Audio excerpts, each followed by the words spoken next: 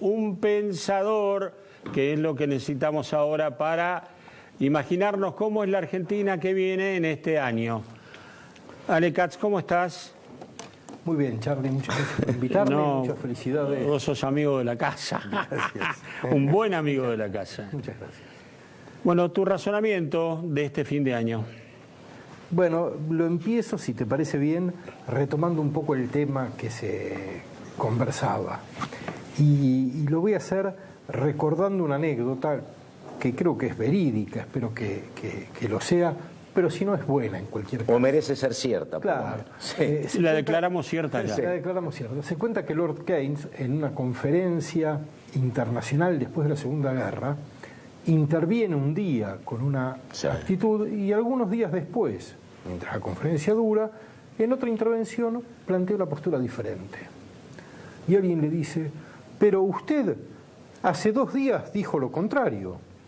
Y Keynes respondió, cuando yo me doy cuenta que estoy equivocado, cambio de opinión. ¿Usted qué hace? Muy bien.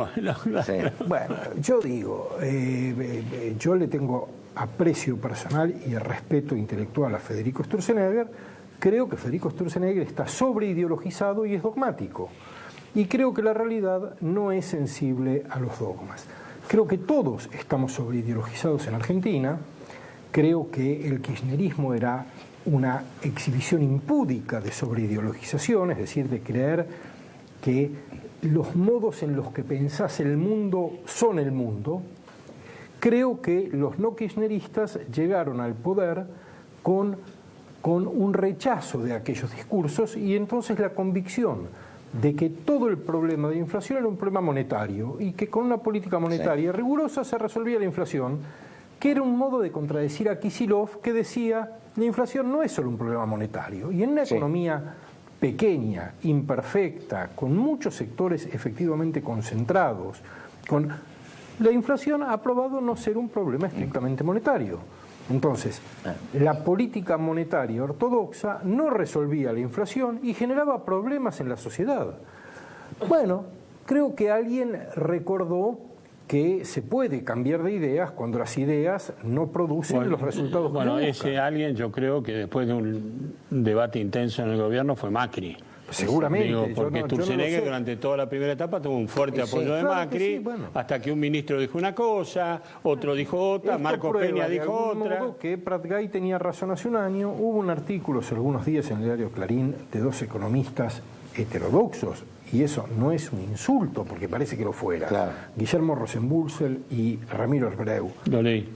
Excelente, que anticipaba un poco, que describía un escenario que bien interpretado explica estas decisiones y que yo creo que está bien. Necesitamos ser flexibles, necesitamos ser dinámicos, necesitamos entender cuáles son las trabas que la realidad le impone a las decisiones gubernamentales y tratar no de ignorar la realidad, sino de cambiar las decisiones. Eso quiero decir, porque me parece que es bueno agregar otras perspectivas. Yo no sé si la mía es la correcta, pero es una perspectiva más. Yo no soy ni miembro del gobierno, ni un oficialista, trato de ser crítico en general, pero me parece que esto es un indicio de una sensibilidad que uno quiere recuperar. Y esa sensibilidad es, bueno, la inflación nos importa mucho, pero si es a expensas de destruir una trama económica frágil, que es la que genera empleo, que es la que nos ayuda un poco a mantener una sociedad muy fracturada, menos fracturada, o tratar de sostener. Bueno, ese fue el comienzo de Marcos Peña. Crece la economía, digo, bueno, entonces, bajamos el déficit, sostenemos la deuda. Alguien decía el otro día, entre el tercer trimestre de 2016 y el tercer trimestre de 2017 se crearon 210.000 empleos nuevos. Terminó la destrucción de empleo, se crea empleo. Bueno, son cosas que están bien. Ahora, ¿eso quiere decir que el país está bien? ¿O que el gobierno en su conjunto actúa bien? ¿O que uno suscribe todo? No. Yo creo que hay muchos temas que quedaron en la agenda y creo que esos temas merecen volver a usar las palabras importantes de la política. Quiero decir, las palabras importantes de la política no son la inflación. Las palabras importantes de la política son la igualdad, son la exclusión, son el futuro Y cuando digo el futuro, estamos terminando un año y empezando otro, es decir, estamos en el momento de pensar lo que va a ocurrir.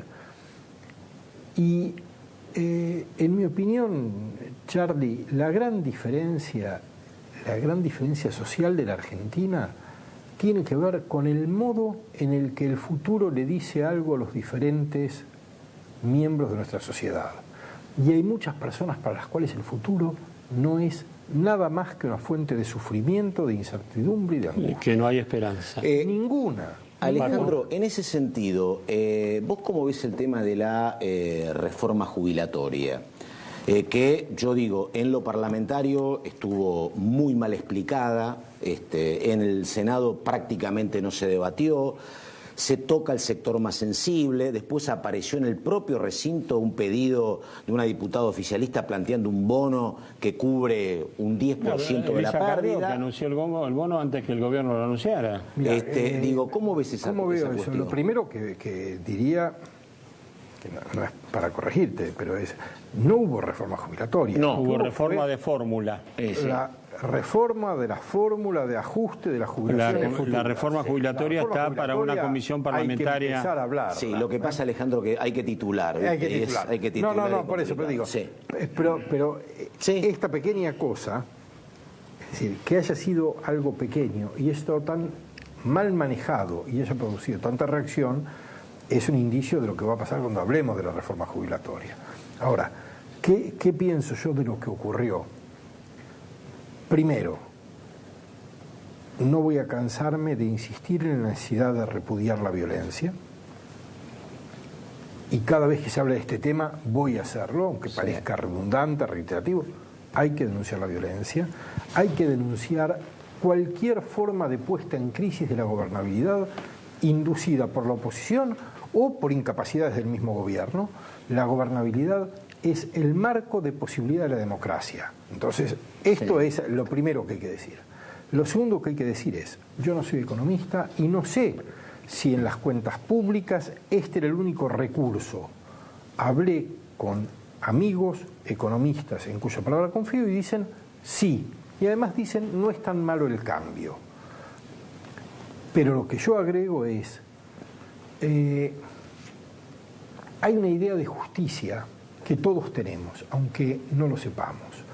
Hay un experimento que se hizo en alguna universidad y luego se replicó en numerosísimas culturas para ver si funcionaba en todos lados, y funciona en todos lados.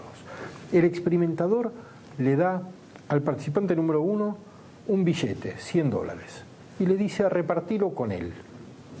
Si el que recibe el billete le da al otro es menor de un porcentaje determinado, el otro no lo acepta. El experimentador le dice, pero entre no tener nada y tener los $20 que te da, no, yo quiero el 50 $50 como mínimo. No, dice, es injusto y no lo quiero. Prefiero perder lo que me da que aceptar que soy tratado injustamente. Ser tratados injustamente es algo que no toleramos como especie, claro, no como individuos o como cultura. En nuestra sociedad claro. Eso es del orden del 30%, en otras es más, en otras es menos. En la nuestra 30, decís. En el occidente contemporáneo es del orden del 30%. Pero lo que quiero decir con esto es, hay una idea de justicia que no se debe vulnerar y el gobierno vulneró. Claro. Porque el gobierno tiene que decir, vamos a hacer esto porque es imprescindible, claro. Pero hay un montón de sectores que gozan de privilegios, claro. Que tienen recursos, que tienen un montón de personas a las que se les debería haber dicho, mirá, claro. Vamos a por ahí. pedir claro. A los jubilados un esfuerzo, pero vos acompañá seriamente. Entonces el problema no es la decisión técnica de dónde obtener los recursos. El problema, como siempre, es el problema político y ético de la idea de justicia con la que tomas decisiones. Mira, estuvimos hablando con el Patito, con un par de encuestadores, digo, algunos cercanos al oficialismo, otros no, los dos coinciden, digo, la imagen de Macri está por encima de la imagen de su gobierno, largamente, la imagen del gobierno ha quedado golpeada por el tema jubilatorio y descendió más de lo normal, digo, es como vos decís, faltó la explicación. Pero además faltó hacer saber que también a los que más pueden se les exige. Y es justo, quiero decir, nadie quiere aceptar menos de lo que merece, ni que se le sustraiga más de lo que debe. Y ahí el gobierno falla, y falla de nuevo por cuestiones ideológicas, porque no se da cuenta de que hay una idea de justicia que es compartida y debe ser ahora aceptada. eso hace que no se, perdóname, que no se pueda disipar esa idea de gobierno para los ricos. Bueno, yo no comparto la idea de un gobierno para los ricos. Yo tampoco, pero no la comparto. La oposición enfatiza eso, digo. Pero creo que es un argumento fácil que el gobierno debería intentar desarticular. Yo no creo en ese argumento, pero hay quienes sí creen en él, y al gobierno debería preocuparle que haya quienes sí crean y que esa creencia encuentre fundamentos, aunque no sea una creencia verdadera, que encuentre fundamentos. Y lo que pasó con el ajuste jubilatorio da fundamentos a esa creencia, y al gobierno le debería preocupar dar argumentos a quienes sostienen eso, porque no es bueno darle esos argumentos, sobre todo cuando no es un gobierno que hace eso. Quiero decir, yo creo que más allá de que el gobierno tenga un sesgo promercado, a mi entender excesivo, creo que a la vez es un gobierno que está actuando contra un statu quo que fue muy nocivo para nuestro país. Y ese statu quo es el que ha hecho pobreza como conocemos y ha otorgado privilegios como vemos. Hay que ir contra el statu quo, pero si se va contra el statu quo dando la sensación de que se va a beneficiar a algunos y dañar a otros, no va a funcionar, y hay que hacer que funcione. Hay que darle sustentabilidad moral a esto. Hay que darle sustentabilidad moral. Patito, vos hablabas del tema de la justicia y yo hablo del tema empatía, digo, porque esto pasó y además tienen todo lo que fueron los malos ejemplos del kirchnerismo en el tema de Cromañón o en el tema de la tragedia de Once, por ejemplo, que es el tema del San Juan, ¿no? Del submarino, que se podría haber manejado mucho mejor a nivel comunicacional y de cercanía con los familiares, me parece, ¿no? Sí, yo la verdad no seguí el tema de cerca como para tener una opinión, y es un tema tan sensible y tiene tantas aristas que no habiéndolo estudiado prefiero no. Pero es un tema opinar. Que yo te digo que ha golpeado a los argentinos seguro, que ha golpeado institucionalmente a una de las Fuerzas Armadas, que ya tiene gente que se ha echado por corrupción.